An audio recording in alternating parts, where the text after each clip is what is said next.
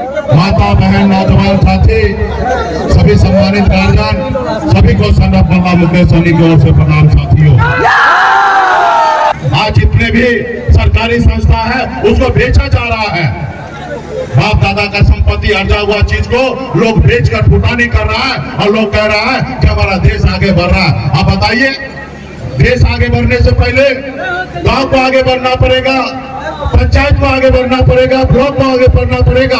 आप बताइए कि आपके पंचायत में, आपके ब्लॉक में कितना फैक्ट्री खुला और कितना युवा को नौकरी मिला, आप हमें बताइए। जब नौकरी नहीं मिला, जब आपके फैक्ट्री नहीं खुला, तो कैसे हमारा देश आगे बढ़ रहा है भाई? कैसे देश आगे बढ़ रहा है? इस देश के ऊपर पहले 47 लाख करोड़ कर्जा था, आज 2 लाख करोड़ से ऊपर आज कर्जा हो गया इस देश के ऊपर। इसलिए इस सरकार को हटाने की जरूरत है साथियों, मोदी जी को हटाने की जरूरत है। और सीधा जाता उदाहरण आप हमें ले लीजिए। एक मैं गरीब परिवार में जन्म लिया, पिताजी मछली मारते थे, ऐसे परिवार में जन्म लिया। जिस परिवार में एक रोज मछली ना मारा जाए तो दूसरे रोज घर पे खाना नहीं बनता, ऐसे परिवार में मैं जन्म लिया। मैंने गरीबी को देखा, फिर मैं बम्बई जैसे शहर गया, मेहनत किया, मजदूरी किया, वहां पे संघर्ष किया और एक बेहतर जिंदगी जीने लगा। फिर मैं मुड़ के देखा तो लोग चांद पे घर बनाने के लिए सोच रहा है, लेकिन इस धरती पर हमारे लोगों के लिए बिन बेदार नोनिया मला चाय तियार बनपर गोरी केवट इनके रहने के लिए घर नहीं है। फिर बंबई का ऐशोआराम जिंदगी को छोड़कर बिहार में आए, अपने लोगों को जागरूक किया, सभी को साथ लिया, संघर्ष किया। पिछले 10 सालों से संघर्ष करते रहा और संघर्ष करके 2020 में आपने देखा कि आप लोगों के संघर्ष की बदौलत बिहार में हमने पॉलिटिकल पार्टी बनाया और 4 विधायक बनाया। और जब 4 हमारे पास विधायक बना तो हमारे समर्थन से बिहार में मुख्यमंत्री बना साथियों, हमारे समर्थन से बिहार का मुख्यमंत्री बना। अगर हम समर्थन नहीं देते तो नीतीश कुमार बिहार का मुख्यमंत्री नहीं बनते साथियों, नहीं बनते। और हम अपने दम पर 4 विधायक जब बनाए तो हम मंत्री बने, और जब मंत्री बने अपने लोगों के लिए काम कर रहे थे, उसके अधिकार की बात कर रहे थे, उसके लिए लड़ाई लड़ रहे थे, उनके आरक्षण की बात कर रहे थे। जिनको पसंद नहीं आया, देखो कल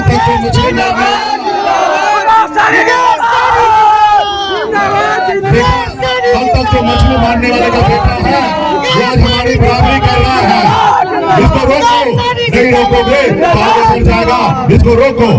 उन्होंने हमें रोकने का काम किया, हमारे विधायक को खरीद लिया, हमको सरकार से बाहर कर दिया। जो सरकार हमने बनाया था उस सरकार से हमें बाहर कर दिया, धक्का मारकर हमको रोड पर फिर से ला दिया संघर्ष करने के लिए। क्यों? क्योंकि हम उत्तर प्रदेश जाके चुनाव लड़े, हम संघर्ष कर रहे थे कि मोदी जी अच्छा नहीं तो गठबंधन नहीं, और गठबंधन नहीं तो वोट नहीं, इसकी लड़ाई लड़ रहे थे। जब हम मंत्री बने, हमारे पास विधायक बना, ये किसका देन है? हमारे लोगों का देन है। और जब उनके लोगों का, हमारे लोगों का देन है तो उनके हक अधिकार के लिए हम क्या लड़ाई लड़ रहे? तो क्या हम गुनाह कर रहे हैं? बताइए, हम अपने लोगों के लिए लड़ाई लड़ रहे, क्या हम गुनाह कर रहे? नहीं कर रहे। लेकिन उनको लग रहा है अपने लोगों को जागरूक करके आगे बढ़ रहा है, दूसरे हमें द्रोह फैला दिया। इस बार भी मेरा नारा था, गाँव में घूमकर हाथ में गंगा जल लेकर हमने संकल्प लिया, और आपने भी संकल्प लिया कि हम अपने बच्चे के लिए, अपने पार्टी के भविष्य के लिए हम लोग लड़ाई लड़ेंगे। आरक्षण नहीं तो गठबंधन नहीं, और गठबंधन नहीं तो वोट नहीं। उस नारा के साथ हम मजबूती से खड़ा है। हमको भी एक सीट दे रहा था, कह रहा था कि हमारे साथ आ जाइए, लड़ लीजिए। हमने कहा भाई बेगर आरक्षण का कोई समझौता नहीं होगा, आरक्षण दीजिए तब काम होगा, वरना काम नहीं होगा। और वो रेडी भी हो गए थे। दिसंबर महीने में गृह मंत्री जी ने कहा कि हम आरक्षण लागू करते हैं, हम आपके शीतकाल सत्र में हम बजट पे लाएंगे, बजट सेशन में आप पटल पे लाएंगे, अगली सरकार बनेगा तो आरक्षण लागू करेंगे। लेकिन उतने में क्या किया? नीतीश जी को पलट ला लिए। जो तेजस्वी जी के साथ सरकार चला रहे थे, नीतीश जी को कैसे करके ले आए, और उसको लगा कि हम नीतीश कुमार को ले आए, अभी निषाद बिन बेदार नोनिया मला का बेटा का हमें जरूरी नहीं है, हमारे हिसाब से रहना है तो रहो, वरना आप बात मत करो, आपको हम 1 सीट देंगे, उससे ज्यादा नहीं देंगे। लेकिन हमारी लड़ाई तो वही है। हम यहाँ सिर्फ चुनाव लड़ने के लिए नहीं आए थे बम्बई से, सिर्फ राजनीति करने के लिए नहीं आए थे, हमारा 10 साल पहले जब हम आए, हमारा एक ही लक्ष्य था कि निषाद को आरक्षण दिलाना, और आज भी मेरा एक ही लक्ष्य है।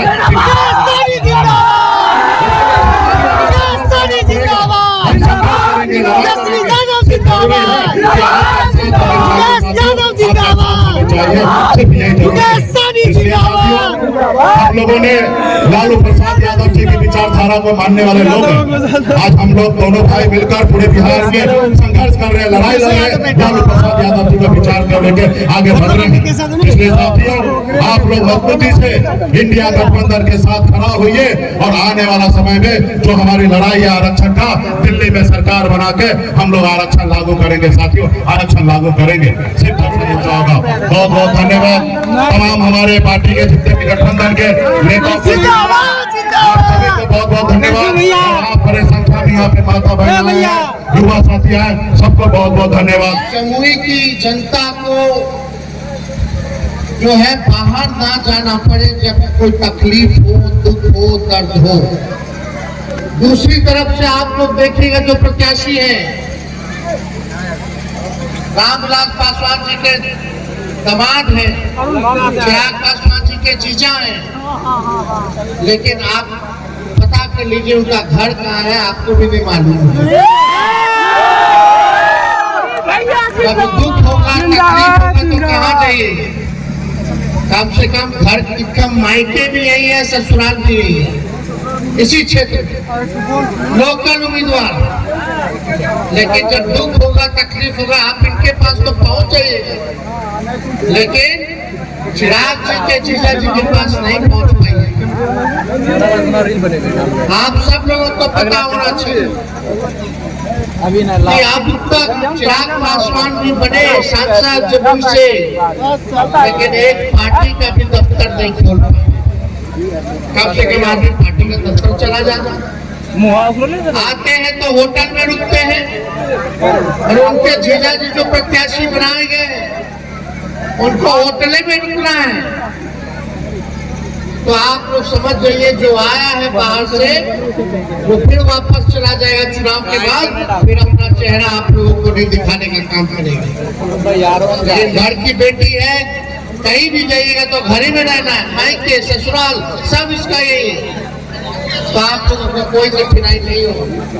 नौजवान है, पढ़ी लिखी है, मजबूत है, निडर है, ईमानदार छवि की है, इसलिए आप लोगों ने एक प्रत्याशी बनाया है।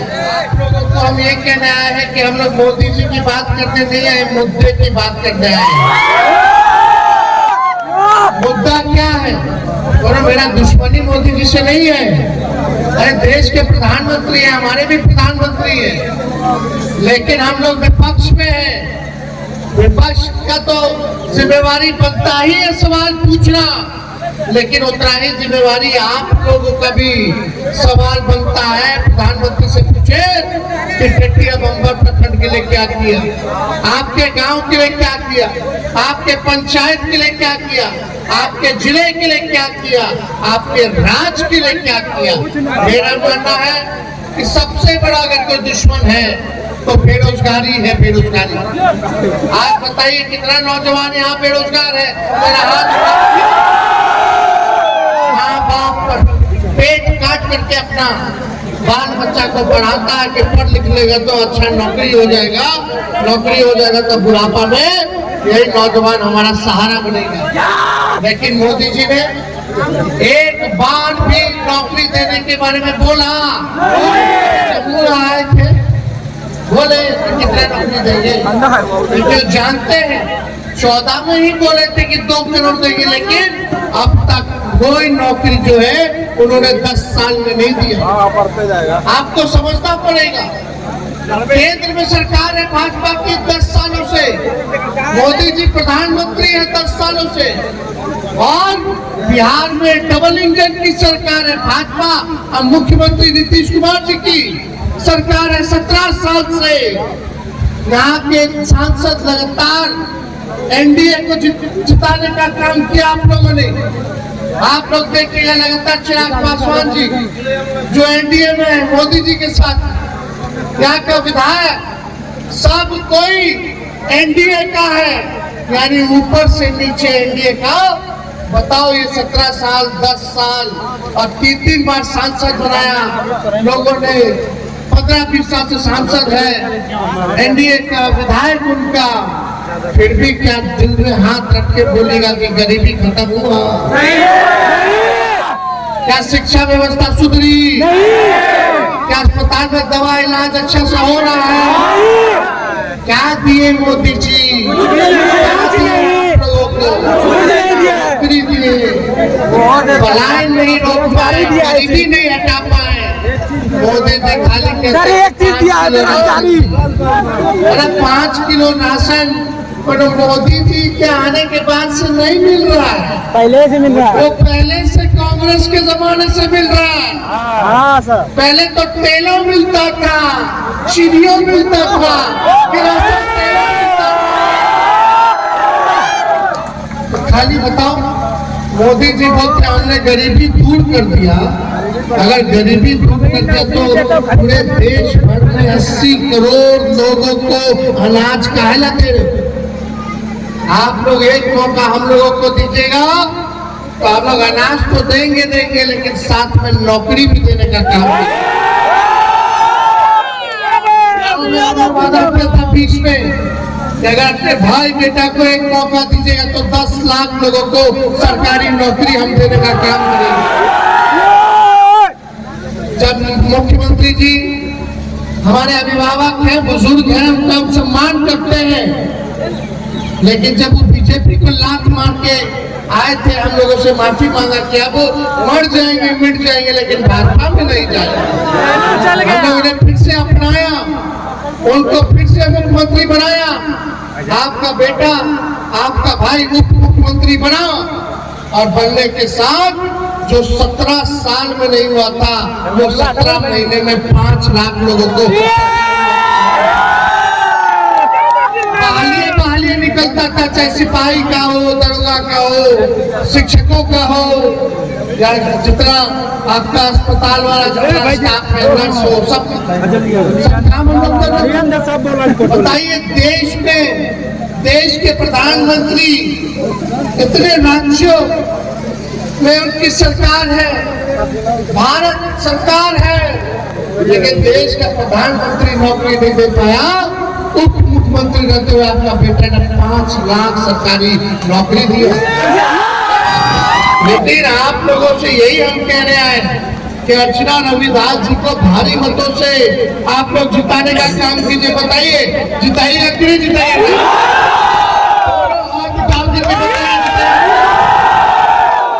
मुकेश सहनी जी बीजेपी में थे,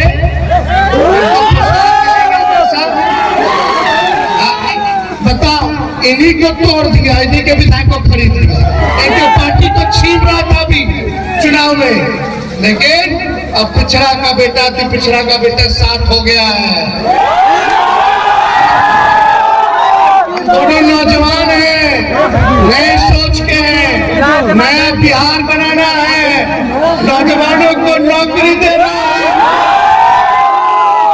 इसलिए हम लोग सब लोग साथ होंगे, सभी भाई लोगों से अपील है कि एकजुट हो जाइए।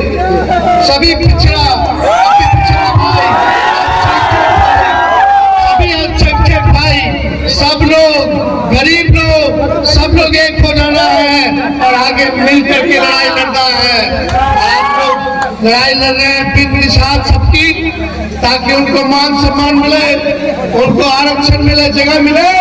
सरकार बनाइए, उस काम को दोनों भाई मिलकर के पूरा कराने का काम। जिताना ना रविदास जी को, अरे विजय के माला मुकेश जी को बोले पूरा बात उठा करके सभी माता बहन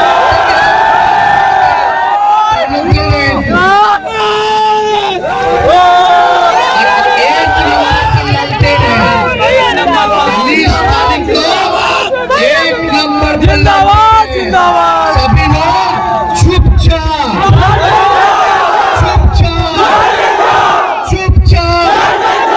बहुत बहुत धन्यवाद। लेकिन संभाल के रहेगा, इस हिंदू मुसलमान कराता है भाजपा वाला। अभी नवरात्र चल रहा है, चैती छठू आई और आज जो है ईद है, सबको हम नवरात्र का, ईद का बधाई देते हैं। मिल के रहिए, एक रहिए, शांति रहेगा, अमन चैन रहेगा, तभी विकास होगा। ये भाजपा वाला लोग नौजवान को झंझट भाई अरे हाथ नीचे करो यार एक पकड़ के ले जाएगा। आप लोग परिवार के लोग परेशान, ए, लड़का। खर्च होगा, अरे नीचे करो ना मोबाइल। बांटेगा, हम लोग कलम बांटने का